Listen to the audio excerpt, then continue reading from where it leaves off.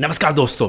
आज हम बात करेंगे वो लमसम म्यूचुअल फंड्स के बारे में जो आपको अब इन दी एंड एक्स्ट्रा रिटर्न्स निकाल के दे सकते हैं, जो आपको बहुत ही बेहतरीन आपके पोर्टफोलियो को बूस्ट कर सकते हैं। ठीक है, अब यहाँ पे प्रॉपर एनालिसिस करेंगे और कोई ना हवाई बात नहीं करूँगा, प्रॉपर एनालिसिस करेंगे। कहाँ पे आपको कंसिस्टेंसी बहुत ज़रूरी है। मैं आपको फंड निकाल के दे दूँ कि इनके अंदर आप लमसम कर लो, डिस्काउंट मिल रहा है। डिस्काउंट के साथ कंसिस्टेंसी, मैं कह रहा हूँ विनिंग फॉर्मूला है।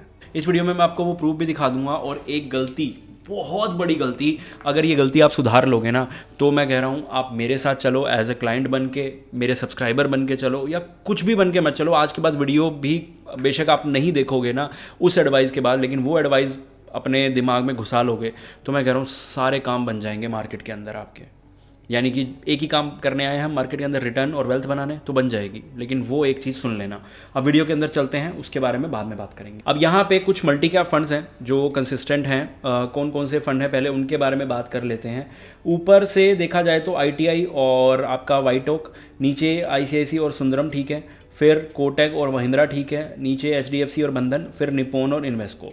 देखा जाए तो इनके अलावा कोई भी इस लिस्ट में, बड़ौदा और है, बड़ौदा बैंक वाला, बड़ौदा BNP है। ये भी एक म्यूचुअल फंड है जो अच्छा है मल्टी कैप कैटेगरी में।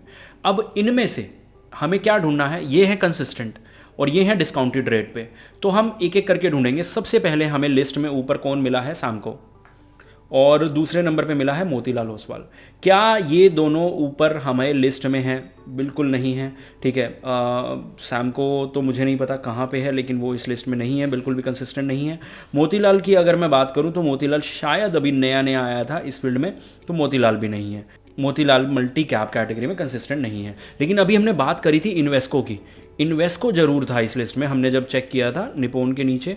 इसने 11 में से 6 बार अपने कैटेगरी एवरेज को बीट किया है, जो कि खराब नहीं है। ये ऐसे म्यूचुअल फंड है जो हम लेके भूल भी जाएंगे ना, और 10 में से 6 बार ये अपने कैटेगरी एवरेज को बीट कर देंगे तो भी बढ़िया है। इनके अंदर 7% का डिस्काउंट है।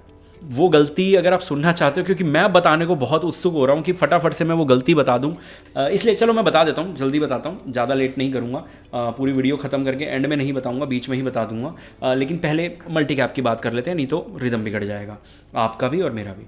अब यहाँ पे सुंदरम की बात करें, क्या सुंदरम हमारे कंसिस्टेंट फंड में था? ऊपर आप देख सकते हैं सुंदरम हमारी उसमें लिस्ट में नहीं है। और मोतीलाल नया फंड था, इसलिए इस लिस्ट में नहीं था। HDFC जरूर था कंसिस्टेंट फंड की, और यहाँ पे हमें डिस्काउंट ऑलमोस्ट 5% का मिल रहा है। HDFC मल्टी कैप ने अगर बात करी जाए तो पिछले 5 सालों में से 3 बार अपने कैटेगरी एवरेज को बीट किया है, जो कि अच्छी बात है।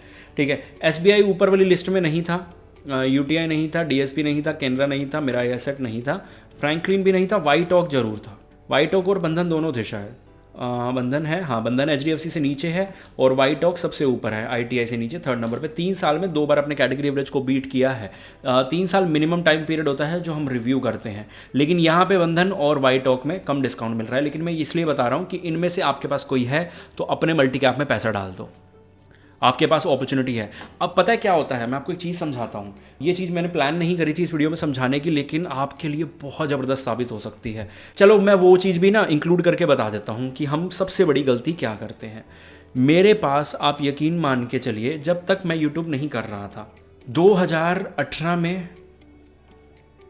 ठीक है, मेरे पास आया था 3 लाख रुपए के आसपास लमसम।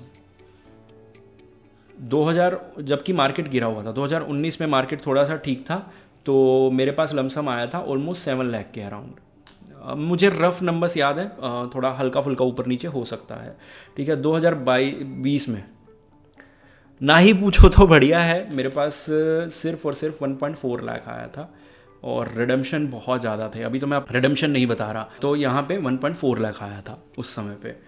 अब मैं आपको यहाँ पे बताऊँ कि 2024 से लेकर 2025 तक मेरे पास लमसम में आया 5 करोड़, और 2025 से 26 में, या फिर ऐसे लगा लो, आप सिंपल लगा लो।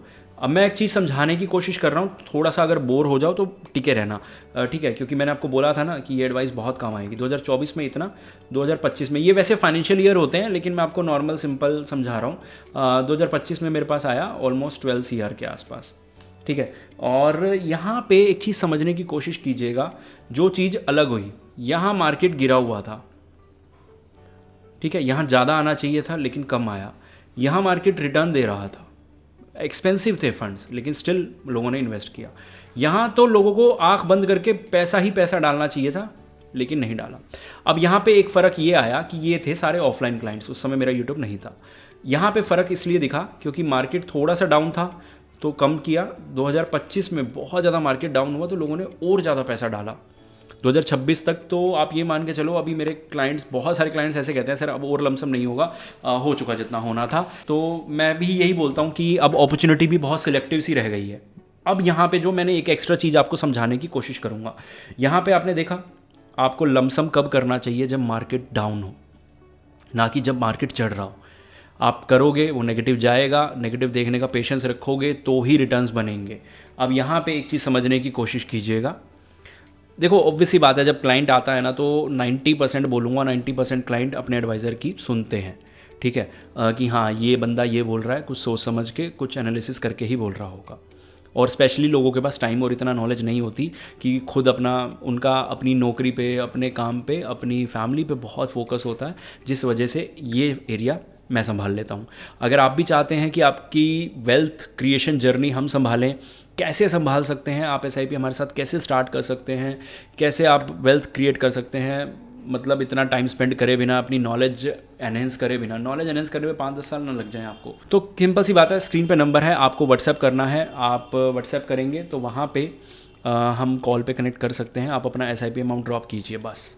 अब यहाँ पे वापस बात करता हूँ, एक चीज़ समझने की कोशिश कीजिएगा यहाँ पे।